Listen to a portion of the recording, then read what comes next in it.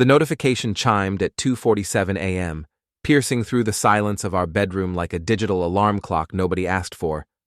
Vera didn't stir beside me. She never did when her phone buzzed anymore. Used to be, any late-night message would have her bolt upright, checking for family emergencies or work crises. Now she slept through them like a woman with nothing left to worry about. I should have rolled over and gone back to sleep. Should have minded my own business. Should have trusted my wife of 8 years to handle her own correspondence like the competent marketing director she'd become. But insomnia makes philosophers of us all, and at nearly 3 in the morning, I found myself staring at the ceiling, wondering when exactly we'd stop talking about anything that mattered. The phone buzzed again. Vera's iPhone sat on her nightstand, screen glowing like a tiny lighthouse in our dark bedroom. The preview showed just enough to catch my attention. A message from Marguerite Holt, her boss at Morrison & Associates. The same Aldrich who'd been calling her into late meetings, weekend conferences, and business dinners that somehow never included spouses. I'm not proud of what I did next. 8 years of marriage, and I'd never once invaded her privacy. Never checked her messages, never questioned her late nights, never doubted the woman who'd promised to love and cherish me until we were both too old to remember why we'd started. But something about that glowing screen in the darkness made me reach across the space between us. The phone unlocked with my thumbprint, a convenience we'd set up years ago, back when we shared everything, back when trust felt as natural as breathing. The message thread opened, and my world tilted sideways. I can still taste you. 4 words, 22 characters including spaces. A simple sentence that unraveled 8 years of marriage in the time it took my brain to process the meaning. Below it, Vera's response from earlier that evening. Stop. Graham's getting suspicious. Graham. My own name, typed by my wife's fingers, in a conversation about hiding something from me. The casual way she'd reduced me to a problem to be managed, an obstacle to be navigated around. Not her husband, not her partner, not the man she'd promised to build a life with, just Graham, a complication. I scrolled up, my thumb moving with the mechanical precision of a man operating heavy machinery. More messages, dozens of them, weeks of them. A digital trail of intimacy that had nothing to do with me, and everything to do with the life my wife had been living in the spaces between our conversations. Tuesday can't come fast enough, from 3 days ago. Your place or mine? From last week. Tell me what you want, from the week before that. Each message was a small explosion in my chest, a tiny detonation that left me breathless and buzzing with adrenaline. But what struck me wasn't the rage. That would come later. What struck me was the clarity. The sudden crystalline understanding that the woman sleeping 18 inches away from me had been lying with the casual ease of someone ordering coffee.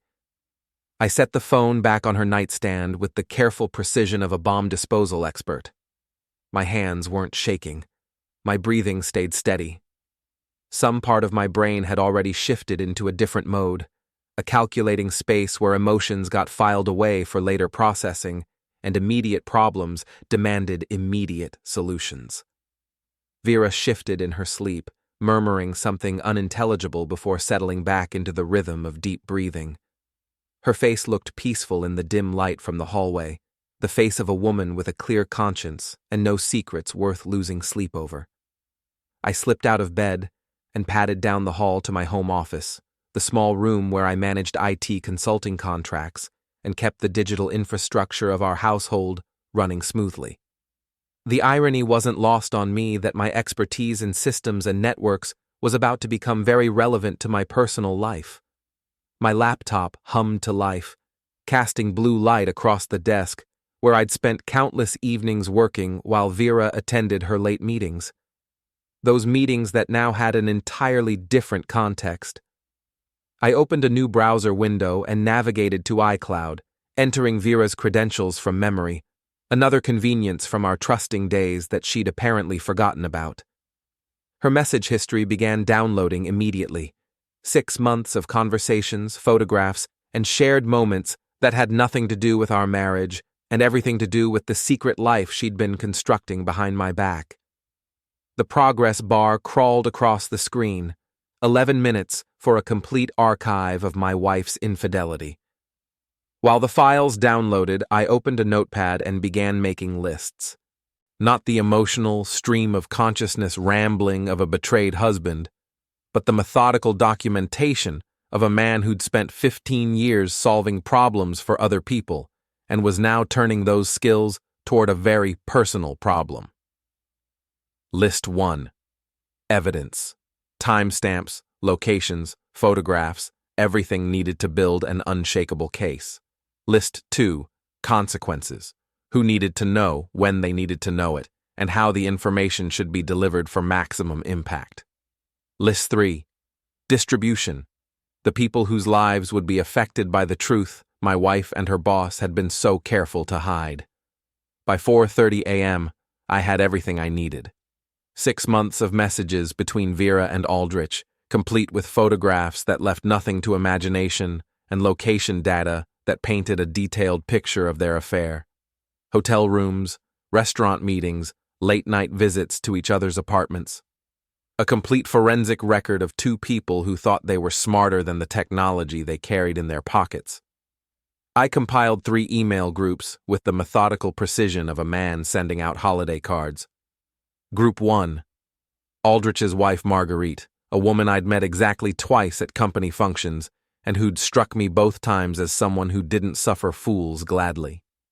Group 2. The Morrison and Associates Board of Directors, whose contact information was helpfully stored in Vera's phone for quarterly reports. Group 3.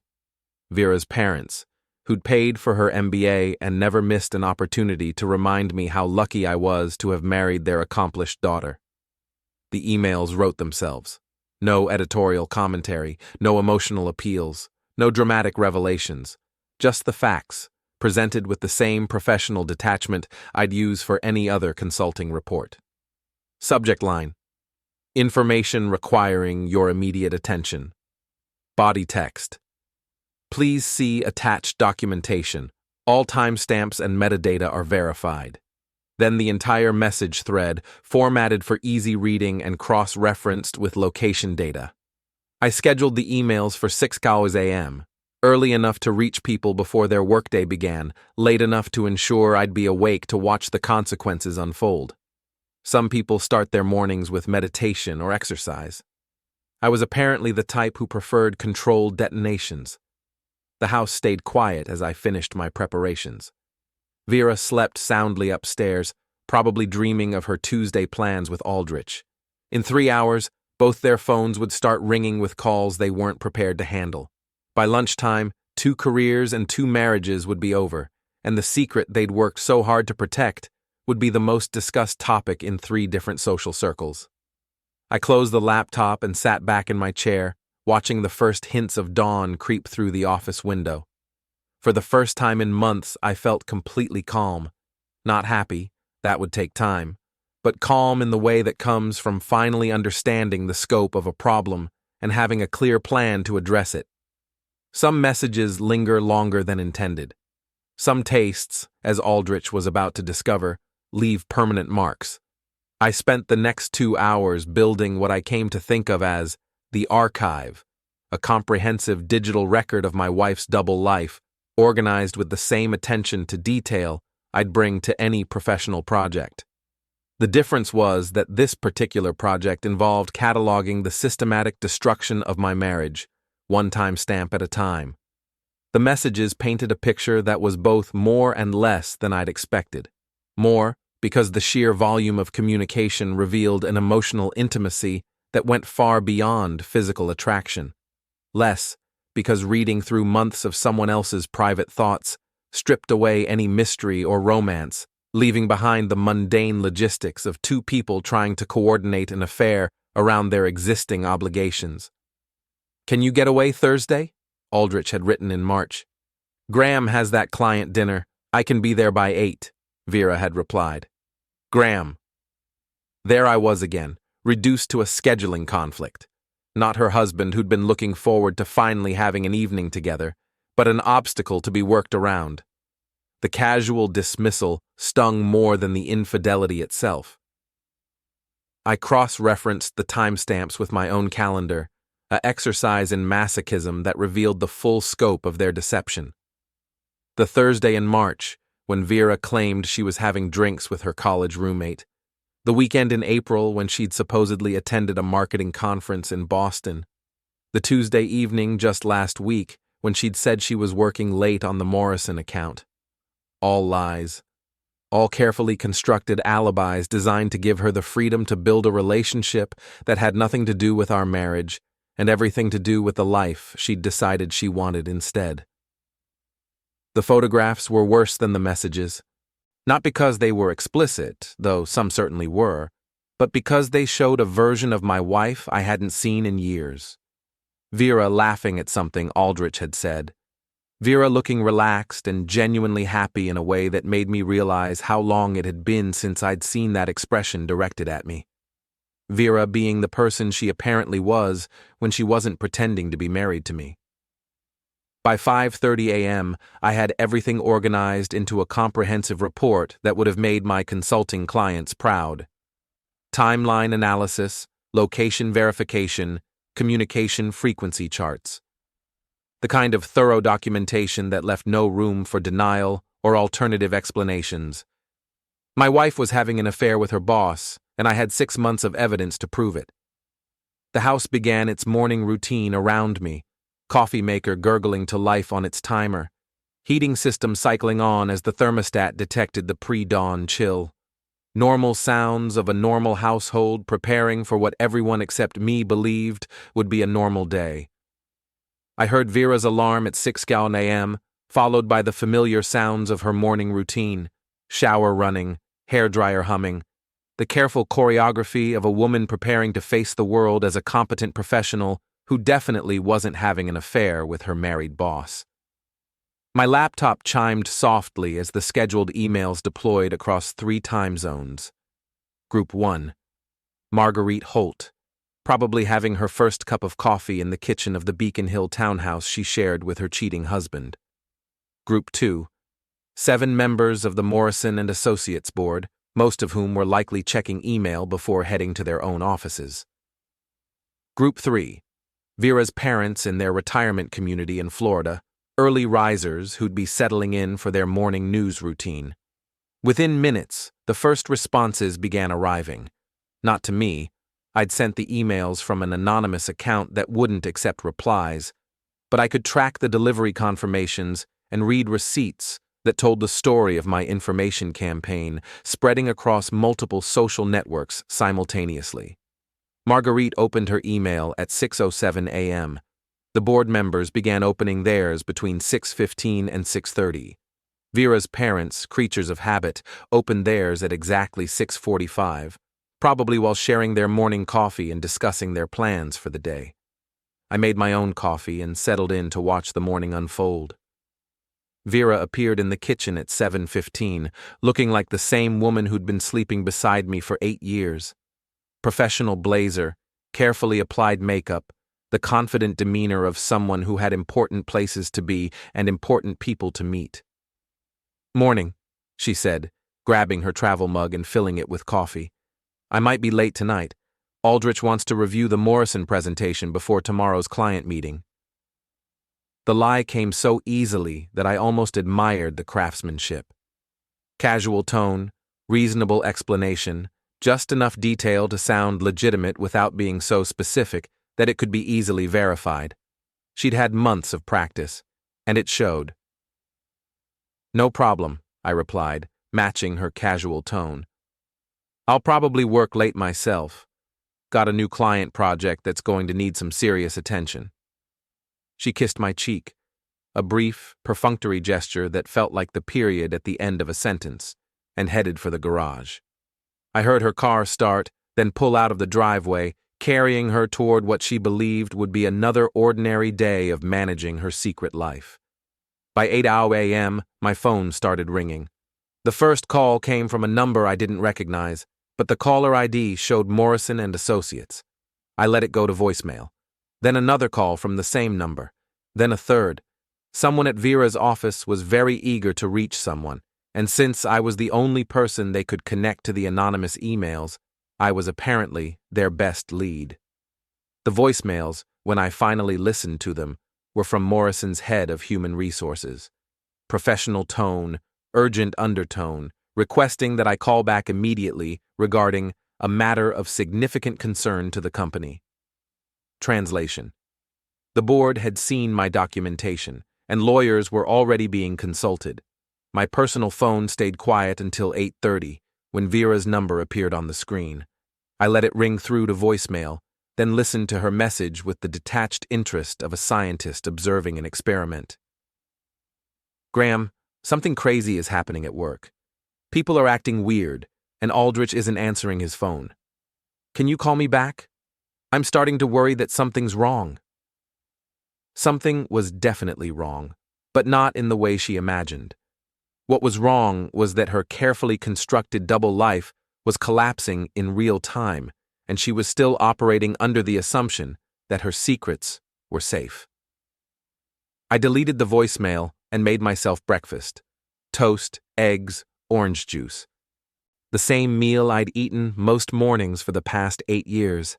In the same kitchen where my wife had been lying to me with the casual ease of someone discussing the weather. But this morning felt different. This morning, I was no longer the person being lied to. I was the person who knew the truth and was watching other people discover it for the first time. The second wave of calls started around 9 a.m. Vera's parents, her sister, 2 of her college friends who'd apparently been contacted by someone in the family network. I let them all go to voicemail, building a collection of increasingly frantic messages from people who were trying to understand how the Vera they thought they knew could be the same person documented in the evidence I'd distributed. By 10 a.m., I had 17 missed calls and 12 voicemails. The story was spreading through multiple social circles simultaneously, creating a cascade effect that would be impossible to contain or control. Vera's affair was no longer a secret between her and Aldrich. It was becoming public knowledge among everyone who mattered in their professional and personal lives. I spent the morning working on legitimate client projects, maintaining the routine of a normal day, while chaos erupted around the edges of my life. Every few minutes, my phone would buzz with another call or message, but I stayed focused on the work in front of me. There would be time for conversations later, when the initial shock had settled and people were ready for actual discussion rather than emotional reactions. At 11:30, my laptop chimed with a news alert. Morrison and Associates had announced the immediate resignation of their CEO, Marguerite Holt, effective immediately. No explanation, no transition plan, just a brief statement about pursuing other opportunities and spending more time with family. Corporate speak for caught doing something that violated his employment contract. 20 minutes later, another alert. The company had announced a restructuring of their marketing department, with several positions being eliminated as part of a strategic realignment. Vera's position wasn't mentioned by name, but I knew enough about corporate damage control to understand that anyone closely associated with the departed CEO would be considered a liability. By noon, 2 careers were over. By evening, if my timing was correct, 2 marriages would follow. I made myself lunch and settled in to wait for the final act of the morning's drama. Vera would be coming home soon, probably confused and panicked, looking for comfort and support from the husband she'd been systematically betraying for months. We were going to have a conversation that was long overdue, and for the first time in months, it was going to be completely honest. Some people say revenge is a dish best served cold. I was discovering that it's actually best served precisely timed, with comprehensive documentation and multiple distribution channels. The temperature is irrelevant when the preparation is thorough enough. Vera's key turned in the front door at 12:47 p.m., 37 minutes earlier than her usual lunch break and 3 hours before her normal end-of-workday routine. I heard her heels clicking across the hardwood floor of our entryway, moving with the rapid, purposeful stride of someone who had urgent business to conduct. I stayed in my office, listening to her movements through the house.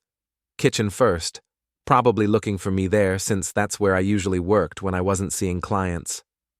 Then the living room, her heels muffled by carpet. Then up the stairs to check the bedroom and her own office space. Graham? Her voice carried a note of forced casualness that didn't quite mask the underlying tension. Are you here? I saved the client proposal I'd been working on and closed my laptop. Time for the conversation we should have had months ago, back when honesty might have saved our marriage instead of ending it. In my office? I called back, settling into my desk chair and arranging my expression into something approximating normal concern. The performance was about to begin, and I wanted to see how long she'd maintain the fiction that nothing had changed. She appeared in my doorway looking like a woman who'd been having the worst day of her professional life. Her makeup was perfect, but her eyes had the slightly wild look of someone who'd been blindsided by events beyond her control. Her blazer was wrinkled, and she was clutching her phone like a lifeline. "Something insane is happening at work," she said, stepping into the room but not sitting down, staying mobile, ready to pace or flee, depending on how the conversation developed. Aldrich resigned this morning, just walked out, and they're eliminating half the marketing department. I arranged my features into an expression of appropriate surprise. That's terrible. Any idea what happened? Nobody's saying anything official, but there are rumors. She started pacing, a 3-step circuit between my desk and the bookshelf. People are saying someone sent emails to the board, anonymous accusations about improper conduct. What kind of improper conduct? The question hung in the air between us for several seconds. Vera stopped pacing and looked directly at me for the first time since entering the room. I watched her face as she calculated how much to reveal, how much she could safely admit without exposing the full scope of what she'd been hiding. "The kind that ruins careers," she said finally. "The kind that destroys families." I nodded sympathetically. "That sounds serious. Do you think there's any truth to the rumors?" Another pause. Longer this time. I could practically see the gears turning as she tried to determine whether I was asking as a concerned husband or as someone who already knew the answers to his questions. "I don't know," she said, but her voice lacked conviction. "Corporate politics can get pretty ugly. People make accusations when they want to bring someone down." "True," I agreed. "But usually there has to be some basis for the accusations. Companies don't just eliminate entire departments based on unfounded rumors." Her phone buzzed, and she glanced at it with the reflexive urgency of someone expecting bad news. Whatever she saw on the screen made her face go pale. "I need to make some calls," she said, already backing toward the door. "Figure out what my options are. Maybe I can transfer to another department or find something with a different company." "Vera." She stopped in the doorway, her hand on the frame. "Is there anything you want to tell me?" The question was simple enough, but we both understood it carried more weight than the words themselves suggested. This was her opportunity to choose honesty over continued deception, to salvage what might be salvageable from the wreckage of our marriage. She looked at me for a long moment, and I saw something shift in her expression, a calculation being made, a decision being reached. "No," she said quietly. "Nothing that would matter now." I nodded, feeling something cold and final settle in my chest. She'd chosen to maintain the lie even when the truth was already spreading through every corner of her professional and personal life, even when honesty might have been the beginning of a different kind of conversation. "Okay," I said. "Let me know if you need anything." She left without another word, and I heard her climb the stairs to her own office. Within minutes, I could hear her voice through the ceiling. Phone calls, probably to her parents, her sister, maybe some of her friends. Damage control conversations with people who'd already seen the evidence and were trying to reconcile the Vera they thought they knew with the documentation I'd provided. My own phone had been ringing intermittently all morning, but I'd continued letting calls go to voicemail. By 2 p.m., I had 23 messages waiting, from everyone from Vera's mother to my own brother, to people I hadn't spoken with in years, but who'd apparently heard about the situation through various social networks. I listened to a few of them. Vera's mother, icily polite, asking me to call back when convenient. My brother, confused and concerned, wanting to know if the rumors he'd heard were true. Vera's college roommate, the one she'd supposedly been having drinks with back in March, sounding genuinely shocked and asking if there was anything she could do to help. The most interesting message came from a number I didn't recognize, but the voice belonged to Marguerite Holt, Aldrich's wife, soon-to-be ex-wife, speaking with the crisp precision of someone who'd spent the morning consulting with attorneys. "Mr. Morrison, this is Marguerite Holt. I believe we have some mutual interest to discuss. Please call me at your earliest convenience." I saved that message and deleted most of the others. Marguerite and I did indeed have mutual interests, and I suspected our conversation would be more productive than anything I was likely to accomplish with the various family members and friends who were calling to express shock, concern, or morbid curiosity. Around 3 p.m., the sounds from upstairs changed. Instead of phone conversations, I heard drawers opening and closing, footsteps moving rapidly between rooms. Vera was packing, though whether for a business trip, a temporary escape, or something more permanent remained to be seen. She came downstairs 20 minutes later with a small suitcase and her laptop bag. Her face had the composed expression of someone who'd made difficult decisions and was prepared to follow through on them. "I'm going to stay with my sister for a few days," she announced, not quite meeting my eyes, "until this situation at work gets resolved." "That's probably a good idea," I agreed. "Give you some space to figure out your next steps." "Right." She hesitated at the front door, her hand on the handle. "Graham, I want you to know that whatever you might hear over the next few days, whatever people might say, it's not as simple as it sounds." I looked at her standing there with her suitcase, still trying to control the narrative, even as it spiraled completely beyond her influence. Still believing she could manage the situation if she just found the right words, the right explanation, the right way to frame the choices she'd made. "I'm sure it's complicated," I said. "Most things are." She nodded, apparently taking that as some kind of understanding or forgiveness.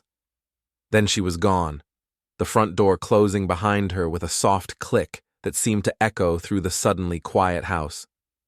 I sat in my office for several minutes, listening to the silence and processing the fact that my wife had just walked out of our home without admitting to anything, apologizing for anything, or acknowledging that our marriage was over. She was still operating under the assumption that this was a temporary crisis that could be managed rather than the natural consequence of choices she'd been making for months. My laptop chimed with an email notification. A message from Morrison & Associates Human Resources Department, formally requesting my contact information for a matter concerning your spouse's employment status. They were probably trying to determine whether I was the source of their morning's crisis, and whether I might be planning any additional revelations. I deleted the email without responding. Let them wonder. Let them spend their afternoon trying to figure out how much I knew and what I might do with that knowledge. Let them experience the same uncertainty that had been my constant companion for the months when I'd sensed something was wrong, but hadn't been able to identify what it was. At 4:30, I finally returned Marguerite Holt's call. She answered on the first ring, as if she'd been waiting by the phone. "Mr. Morrison, thank you for calling back." "Mrs. Holt, I assume you received some interesting reading material this morning." "Indeed I did." Her voice carried the controlled fury of someone who'd spent the day discovering the full scope of her husband's betrayal. "I think we should meet. There are aspects of this situation that might benefit from coordination." "I'm listening." "Not over the phone. Are you available this evening? I know a quiet restaurant where we can speak privately." I agreed to meet her at 7 p.m. at a small Italian place downtown, far enough from our usual neighborhoods to avoid accidental encounters with mutual acquaintances. We were both going to be single soon, and there was no point in providing additional gossip material for people who were already having the most interesting day they'd experienced in months. After ending the call, I walked through the house Vera and I had shared for 5 years, the kitchen where we'd had our morning coffee routine, the living room where we'd watched movies and made plans for the future, the bedroom where she'd slept beside me while conducting an affair that had apparently been the most important relationship in her life. It felt like touring a museum of someone else's marriage. All the artifacts were familiar, but they belonged to a different couple, people who'd trusted each other, who'd shared their real thoughts and feelings, who'd been building something together instead of maintaining elaborate deceptions. By evening, 2 careers were over, one marriage was effectively ended, and another was about to be formally dissolved. The secret Vera and Aldrich had worked so hard to protect had become the most discussed topic in multiple social circles, and the consequences were spreading through their lives like ripples from a stone thrown into still water. Some secrets are too big to contain once they escape. Some lies are too comprehensive to survive contact with the truth. I locked the house and headed downtown to meet the other betrayed spouse. We had plans to make. The restaurant Marguerite had chosen was the kind of place that catered to people who needed to have serious conversations without being overheard. Dim lighting, well-spaced tables, and a clientele that minded their own business. I arrived first and claimed a corner booth where we could speak privately without worrying about eavesdroppers or familiar faces. Marguerite Holt appeared at exactly 7 p.m., moving through the restaurant with the controlled grace of someone who'd spent decades navigating social situations that required careful management. She was older than I'd remembered from our brief encounters at company functions, early 50s, with silver-streaked hair and the kind of understated elegance that suggested old money and excellent lawyers. "Mr. Morrison," she said, sliding into the booth across from me. "Thank you for agreeing to meet." "Graham," I corrected. "And I think we're past the point of formal introductions, considering the circumstances." She smiled, a thin, precise expression that didn't reach her eyes. "Indeed. I spent the morning reviewing your documentation. Very thorough work." The waiter approached, and we both ordered coffee. Neither of us seemed particularly interested in food, but the restaurant required customers to order something, and caffeine seemed appropriate for the conversation we were about to have. "I assume you've spoken with attorneys," I said once the waiter had left. "3 of them, actually. Divorce specialists don't come cheap, but they're worth every penny when your husband decides to have an affair with his subordinate." She opened her purse and withdrew a leather portfolio. "I've also spoken with my financial advisor, my accountant, and a private investigator who specializes in corporate misconduct." Busy morning. Productive morning. 26 years of marriage teaches you to be efficient when efficiency matters. She opened the portfolio and withdrew several documents. "I thought you might be interested in some additional information about your wife's relationship with my husband." The documents she handed me were bank statements, credit card records, and expense reports that painted a detailed picture of Aldrich's spending patterns over the past 6 months. Hotel rooms, restaurant charges, jewelry purchases, weekend trips.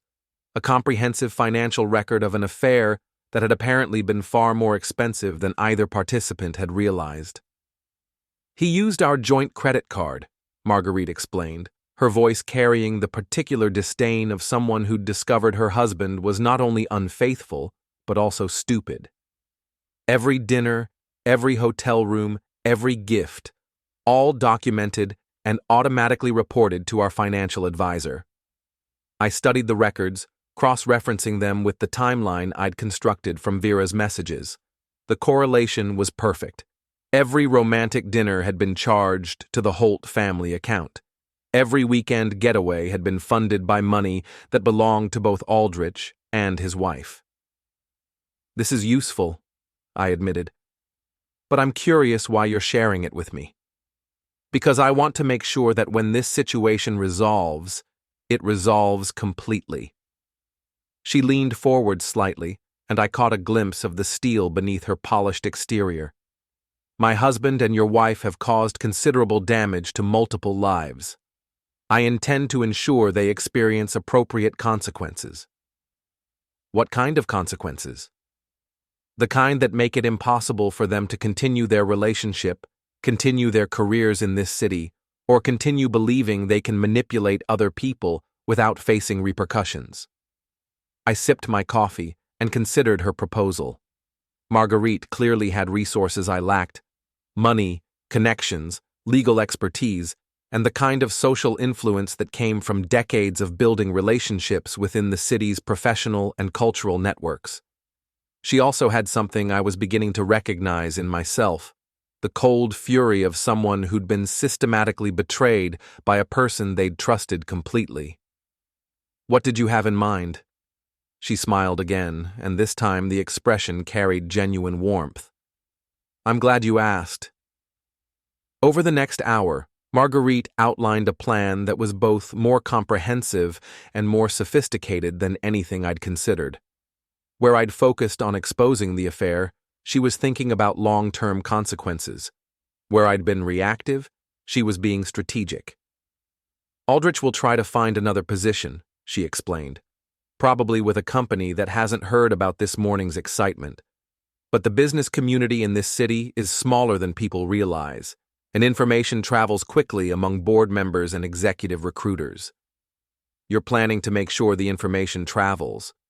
I'm planning to make sure the information is available to anyone who might be considering hiring a man who violated his fiduciary duty to his company by engaging in an inappropriate relationship with a subordinate. She withdrew another document from her portfolio. I've already spoken with contacts at 6 major firms. By tomorrow, Aldrich's name will be on several informal blacklists. The thoroughness of her approach was impressive.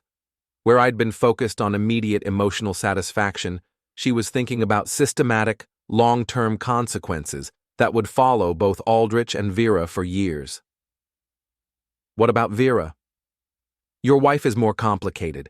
She's younger, less established, and might be able to reinvent herself in a different market. But she's also more vulnerable to social pressure and public embarrassment.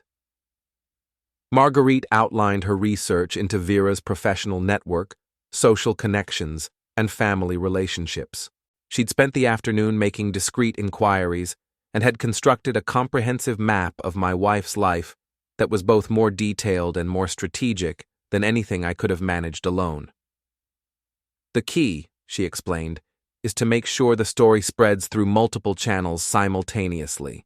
Professional networks, social circles, family connections. By the time your wife realizes what's happening, the information will be too widespread to contain or control. We spent another 30 minutes discussing tactics, timing, and coordination. Marguerite had the resources and connections to ensure that both Aldrich and Vera would find their options severely limited in the coming weeks.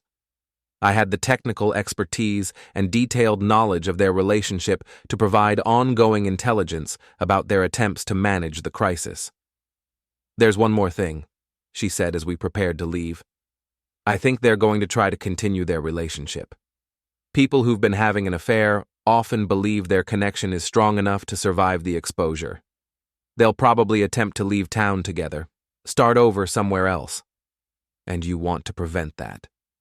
I want to make sure they understand the full cost of their choices. Running away together might seem romantic, but it becomes much less appealing when you're both unemployable and facing significant financial consequences. We exchanged contact information and agreed to coordinate our efforts over the coming days. As we walked toward the restaurant's exit, Marguerite paused and looked at me with something that might have been sympathy. I'm sorry about your marriage, she said quietly. I know this isn't how you imagined your life would develop. No, I agreed, but I'm learning that sometimes the life you imagined isn't the life you were actually living. She nodded.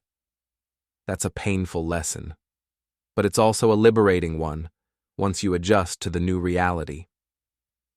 I drove home through streets that looked familiar but felt different, as if the city itself had been subtly rearranged while I wasn't paying attention. The house was dark when I arrived. Vera was still at her sister's, probably having long conversations about the unfairness of corporate politics and the cruelty of anonymous accusations.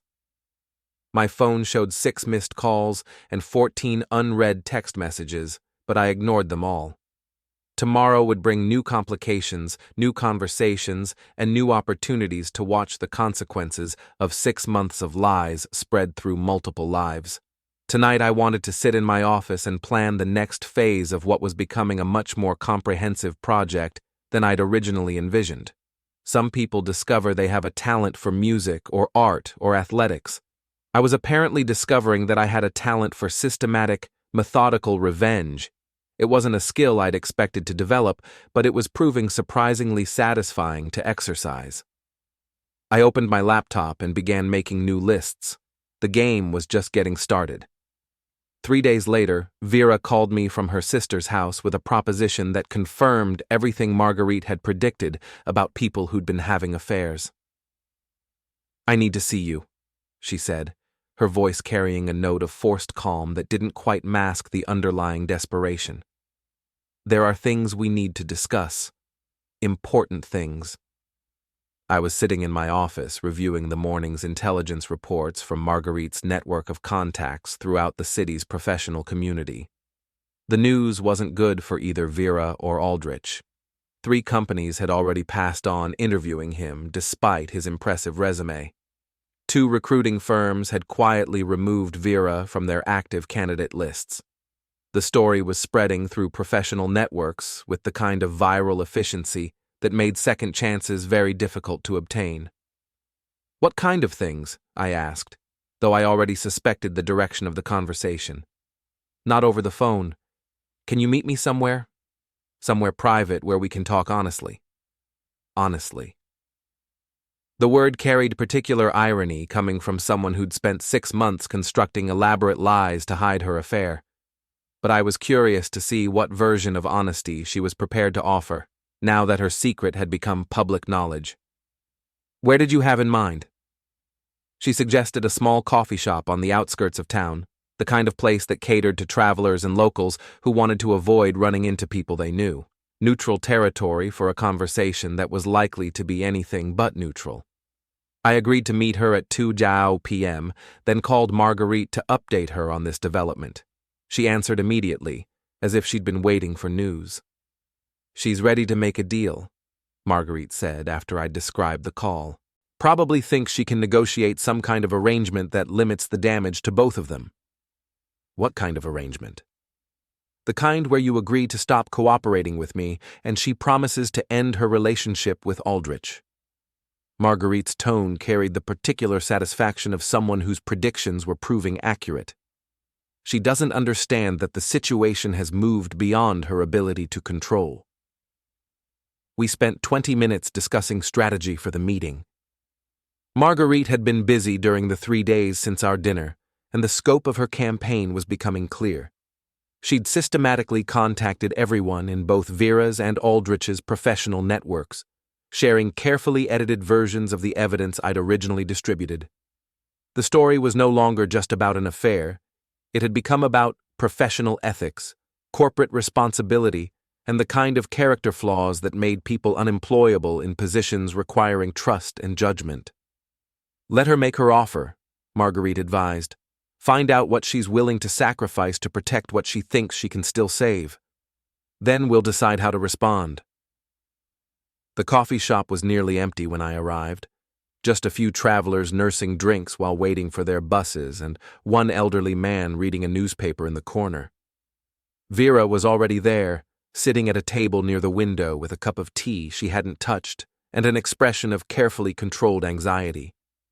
She looked older than she had 4 days earlier, as if the stress of watching her life collapse in real time had accelerated some internal aging process.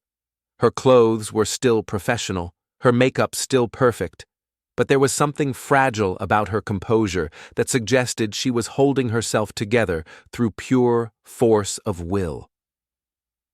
"Thank you for coming," she said as I sat down across from her. I wasn't sure you would. I'm curious to hear what you want to discuss. She took a breath, gathering herself for what was clearly a prepared speech. I want you to know that I never intended for things to develop the way they did. What happened between Aldrich and me, it wasn't planned. It just evolved over time, and by the time I realized how serious it had become, it felt too late to stop. I waited for her to continue, but she seemed to expect some kind of response to her opening statement. Okay, I said finally. I know you're angry, and you have every right to be. I handled the situation badly, and I should have been honest with you months ago. Her voice carried the rehearsed quality of someone who'd practiced this conversation multiple times. But I think we can still salvage something from this mess if we're both willing to be reasonable. What kind of something? Our marriage, for one thing. I know that sounds impossible right now, but people work through these kinds of problems all the time. With counseling and commitment from both sides, we could rebuild what we had. The proposal was so disconnected from reality that I almost laughed. She was sitting across from me, suggesting marriage counseling while her affair was being discussed in boardrooms and living rooms throughout the city, while her lover was facing professional and financial ruin, while divorce attorneys were already drafting paperwork that would dissolve our legal relationship within months. And what would that require? I asked. It would require you to stop cooperating with Marguerite Holt. Her tone sharpened slightly, revealing the calculation beneath the emotional appeal. I know you've been working with her to destroy Aldrich's career and reputation. That has to end. Why? Because it's vindictive and cruel, and it's not going to accomplish anything positive for anyone involved. She leaned forward, her expression becoming more intense. Aldrich has already lost his job and his marriage. Isn't that enough? Do you really need to make sure he can never work again? I studied her face as she made her argument, looking for signs of the woman I'd married 8 years earlier. She was still there, but overlaid with someone I didn't recognize. Someone who could conduct a 6-month affair and then criticize her husband for being vindictive when he exposed it. What about your relationship with him? I asked. It's over, completely over. I ended it yesterday. She reached across the table as if to take my hand, then seemed to think better of the gesture. I told him we couldn't see each other anymore, that I was going to try to repair my marriage. And he accepted that? He wasn't happy about it, but he understood. We both realized that continuing our relationship would be impossible under the circumstances. I nodded, as if I found her explanation reasonable, while mentally composing the text message I'd send to Marguerite as soon as this conversation ended. Vera was lying again, probably to both me and herself. People who'd been conducting an intense affair for 6 months didn't simply walk away from each other because external circumstances became complicated. They made plans to weather the crisis together, to start over somewhere else, to prove that their connection was strong enough to survive whatever obstacles the world placed in their path. So, what exactly are you proposing? I asked. I'm proposing that we both take responsibility for our mistakes and work together to minimize the damage. Her voice took on the professional tone she used for client presentations. You stop coordinating with Marguerite, and I'll sign whatever divorce papers you want. Clean, simple, no-fault dissolution. We split our assets according to our prenup, and we both move on with our lives. The prenup she was referencing was one I'd insisted on 8 years earlier, back when I'd been naive enough to believe the primary threat to our marriage would be financial disagreement, rather than systematic deception. It included an infidelity clause that would leave her with significantly less than half of our joint assets, but apparently, she was willing to accept that penalty in exchange for ending what she saw as my campaign against Aldrich. That's an interesting offer, I said. But I'm curious about something.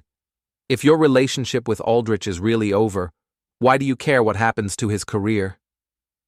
She hesitated, and I saw the moment when she realized her proposal contained a logical flaw that revealed more than she'd intended. Because I'm not a cruel person, she said finally. Because destroying someone's entire life over a mistake seems disproportionate to what actually happened. What actually happened? I repeated. You mean the 6-month affair that you conducted while lying to me every day? I mean a relationship between two adults that got more serious than either of us intended.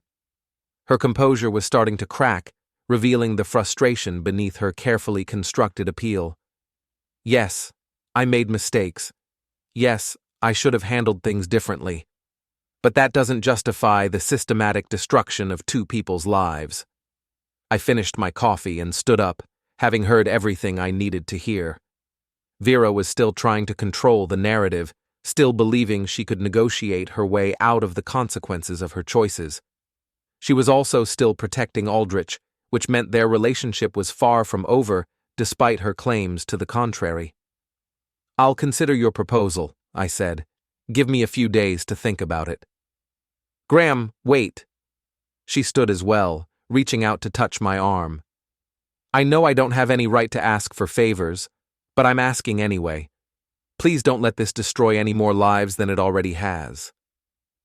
I looked down at her hand on my arm, remembering all the times she'd touched me while thinking about another man, all the conversations we'd had while she was planning her next meeting with her lover, all the nights she'd slept beside me while conducting an emotional and physical relationship that had nothing to do with our marriage.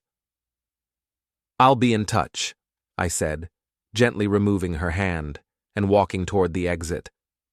Outside, I sat in my car for several minutes, processing the conversation and planning my next moves. Vera's offer had revealed several important pieces of information. She and Aldrich were still in contact. They were probably planning to continue their relationship once the immediate crisis passed, and they were both desperate enough to believe that negotiation was still possible. I pulled out my phone and sent Marguerite a text message. She offered to trade a quick divorce for ending our cooperation. Still claims the affair is over, but she's protecting him too aggressively for that to be true. The response came back within minutes. Perfect. Time for phase 2. I started the car and headed home, already anticipating the conversation Marguerite and I would have that evening. We'd been patient, methodical, and strategic in our approach to consequences. But patience had its limits, and I was beginning to think that more direct action might be necessary to ensure that both Vera and Aldrich fully understood the scope of what they'd lost. Some people learn from natural consequences. Others require more explicit instruction. The instruction came sooner than I'd expected. That evening, while I was reviewing client contracts and pretending my personal life wasn't imploding in slow motion, my phone rang with a call from a number I didn't recognize. The voice that answered when I picked up was male, agitated, and belonged to someone who was clearly having the worst week of his professional life. This is Marguerite Holt. I think we need to talk. I leaned back in my office chair, considering the implications of my wife's former lover calling me directly. This wasn't part of any plan Marguerite and I had discussed, which meant Aldrich was operating independently, probably desperately, to try to control a situation that had already moved far beyond his influence. I'm listening, I said. Not over the phone. Can you meet me tonight? There's a bar called Murphy's on Elm Street, 9 o'clock. Murphy's was the kind of establishment that catered to people who needed to have conversations they didn't want overheard, dim lighting, loud music, and a clientele that minded their own business. It was also the kind of place where a disgraced CEO might feel comfortable approaching the husband of his former mistress. I'll be there, I agreed, then immediately called Marguerite to inform her of this development. He's panicking, she said after I described the call. Vera probably told him about your meeting this afternoon, and he's realized that negotiating through her isn't going to work. What do you think he wants? The same thing she wanted, some kind of deal that limits the damage to both of them. Her tone carried the satisfaction of someone whose predictions were consistently proving accurate. But he's going to approach it differently, more direct, probably more aggressive. We agreed that I should take the meeting but remain non-committal about any proposals he might make. Marguerite wanted to see how desperate he was becoming before deciding on our final strategy. Murphy's was exactly what I'd expected. A working-class bar that attracted people who wanted to drink seriously without being bothered by conversation or entertainment. Aldrich was already there when I arrived, sitting alone at a corner table with a whiskey that looked like it wasn't his first of the evening.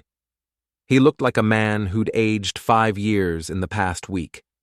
His usually perfect hair was disheveled, his expensive suit was wrinkled, and his face carried the particular exhaustion of someone who'd been sleeping badly and drinking too much. The confident executive who'd been conducting an affair with my wife had been replaced by someone who looked genuinely frightened. "Graham," he said as I approached his table, "thank you for coming." I sat down across from him and ordered a beer from the waitress. The conversation we were about to have required sobriety on my part, but I wanted to appear relaxed and casual while Aldrich made whatever desperate pitch he'd prepared. "Vera says you met with her this afternoon," he began without preamble. "She told me about her proposal." "And what did you think of her proposal?" "I think it doesn't go far enough." He finished his whiskey and signaled for another. "I think we need to discuss a more comprehensive arrangement." "What kind of arrangement?" "The kind where everyone gets what they actually want instead of just pretending to be satisfied with partial solutions." He leaned forward, lowering his voice despite the bar's noise level. "You want your wife to suffer consequences for her betrayal. I understand that. But you also want to move on with your life, and that's difficult to do when you're spending all your time coordinating revenge campaigns." I sipped my beer and waited for him to continue. His approach was more sophisticated than Vera's emotional appeal, but it was based on the same fundamental misunderstanding of my motivations and goals. "Marguerite wants to destroy my career and my reputation," he continued. "She's already made significant progress toward that goal, but she also wants to move on with her life, and extended campaigns of revenge are time-consuming and emotionally exhausting." "So what are you suggesting?" "I'm suggesting that we settle this like adults instead of like characters in some melodrama." He paused while the waitress delivered his fresh drink. "Vera and I leave town, permanently.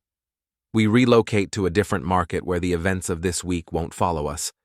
In exchange, you and Marguerite end your campaign and allow us to rebuild our lives somewhere else." The proposal was more realistic than Vera's suggestion of marriage counseling, but it was still based on the assumption that I was primarily motivated by a desire to punish rather than a commitment to ensuring appropriate consequences. "And what makes you think Vera wants to leave town with you?" I asked. "She told me your relationship was over." Aldrich smiled for the first time since I'd arrived, but it wasn't a pleasant expression. "Vera tells people what she thinks they want to hear. It's one of her most consistent characteristics. She told you our relationship was over because she thought that would make you more receptive to her proposal. She told me she was willing to leave everything behind to start over with me because she knows that's what I want to hear." "So which version is true?" "Neither. Both. Vera wants to preserve as many of her options as possible while committing to as few consequences as necessary." He took a substantial drink of his whiskey. "But she's also realistic enough to understand that her options in this city are becoming very limited. Eventually, she's going to have to choose between trying to rebuild her life here alone or starting over somewhere else with someone who understands her situation." I studied his face as he made his argument, looking for signs of the confidence and authority that had apparently attracted my wife to him in the first place.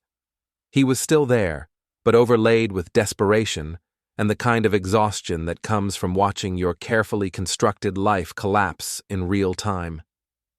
"What makes you think I'd be interested in helping you leave town together?" "Because the alternative is a prolonged, expensive, emotionally exhausting process that's going to consume months or years of your life." His tone became more urgent, revealing how much he needed me to accept his proposal. Divorce proceedings, ongoing legal complications, continued coordination with Marguerite. Is that really how you want to spend the next phase of your life? Maybe, I said. Maybe I'm discovering that I have a talent for this kind of project. He stared at me for several seconds, apparently trying to determine whether I was serious or just negotiating. You're not a vindictive person, Graham.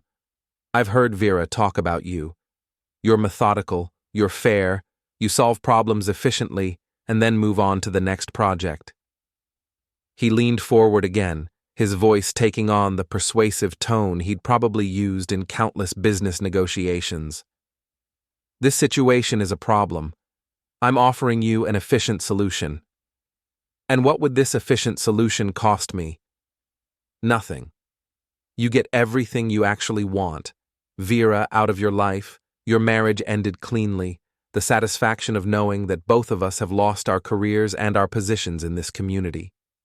We get the opportunity to start over somewhere else instead of spending years fighting legal battles that aren't going to benefit anyone. I finished my beer and considered his proposal. It was more sophisticated than I'd expected, and it addressed some legitimate points about the time and energy required for prolonged revenge campaigns. But it was also based on a fundamental misunderstanding of what I'd learned about myself over the past week. I appreciate the offer, I said finally, but I think you're overestimating my desire for efficiency. What do you mean? I mean, I'm discovering that some projects are worth the time and effort they require, even when more efficient alternatives are available. I stood up, leaving money on the table for my drink. I'm also discovering that I'm not as interested in moving on as I thought I was. Graham, wait. He stood as well, his composure finally cracking completely. You don't understand what you're doing. This campaign you and Marguerite are conducting, it's not just affecting Vera and me. It's affecting other people, innocent people who don't deserve to be caught up in this situation. What innocent people? Marguerite's children, my business partners, Vera's family. His voice carried genuine desperation now. Everyone connected to us is being damaged by association.